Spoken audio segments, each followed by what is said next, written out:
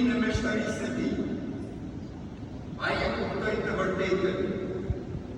Nuk mund të jesh meshtar vetëm, sepse meshtaria është kushtimi i shërbese që është rëndësisht e përbashkët, se ju përket të gjithëve, edhe atyre në Malëndësi, edhe atyre në Kosovë, edhe atyre në Shqipëri, edhe atyre në Amerikë. Kryesojnë një dy të vetë.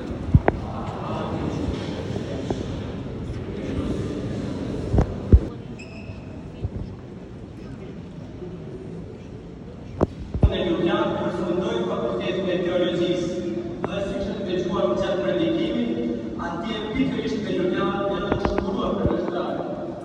Po ashtu në Ljubljanë shërbeu vitin e parë meshtarë, nga viti 1976 deri në vitin 1977. Majsorët të cilët kanë zbrit në Podgoricë dhe në zonat e Podgoricës në ato vite kanë pas fat me fituar një meshtar dhe vetëm pak vite pas një favoritar i cili filloi të kremtoi meshën shenjte në gjuhën shqipe në Podgoricë përsëri mbas shumë vitesh.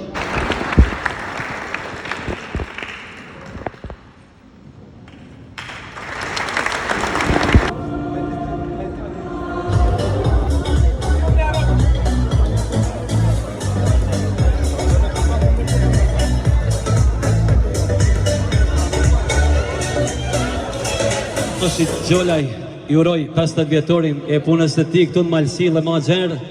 Përshëndes musafirët nga Kosova dhe Shqipëria.